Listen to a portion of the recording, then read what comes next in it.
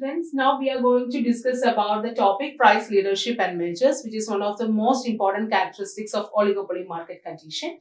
So we have all discussed what is oligopoly and oligopoly market condition, which is the most realistic kind of market condition that we can see nowadays. And also we can see already discussed that the most important features of oligopoly market condition, that is few sellers and large number of buyers and both homogeneous and differentiated products, and also there is a king demand curve. So these are the basic important features of oligopoly market condition. So based on that conditions, we will come to the price leadership and mergers. Let's see what is price leadership. So as the term itself indicates, there will be a leader in the price determination. So generally in a market, the most decisions taken to determine the prices as well as the output. So here we will say about the price leadership and certain conditions for the effective price leadership. The first one is there should be small number of firms which is already supported with the oligopoly market condition. That means small number of firms which produces a homogeneous kind of commodities, and also there should be an identical cost too, because the cost of production which determines the prices actually. So we can see there is a restraint upon the entry of firms in the market, and also it has a low elasticity of demand. So we will have a easy task of price leading.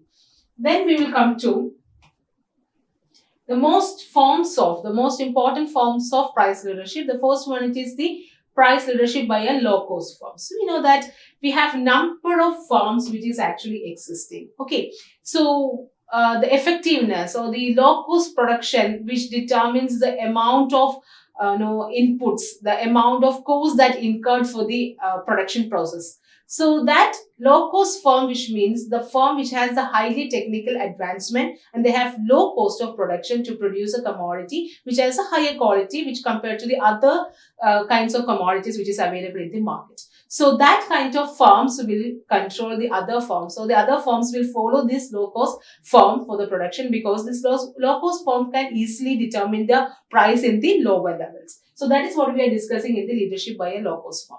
Now we comes to price leadership by the dominant firm. Price leadership by the dominant firm, which means there will be an established or experienced firms will be there, and that firms have enough advantages over other firms, especially to the new entrants. So what they do is that they have number of investments, and they have number of customers, consumers. So they will determine the prices and output. So the other firms, especially the new entrants, should follow this dominant firms. And also we can say there will be a price competition in every firm, which will eventually result in the elimination of the smaller firms. So what the smaller firms will do is that they will always remember that unite we stand, divide we fall. So what they do is that they will always try to support or follow the dominant firms.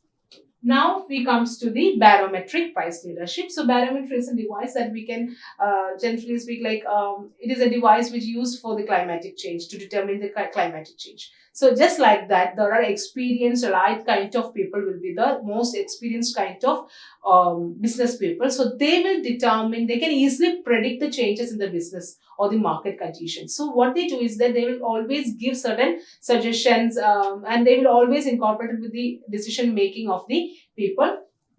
So this kind of elite group or this kind of experienced ones will predict the prices, and they will easily control the other small firms. So this is a barometric price leadership that we can easily understand.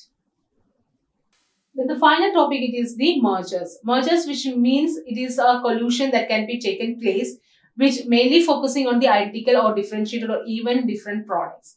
But actually, these mergers will be done as like the cartels. But the basic difference between cartels and mergers are, cartels is secret agreements with there is no legal obligations. For mergers, there is legal obligations, and they just act as the corporations. And mergers are usually supported on the ground that they ensure better utilization of resources and more economies of scale. That means especially the advantages of the production process. So this is what we are discussing in the price leadership and the mergers.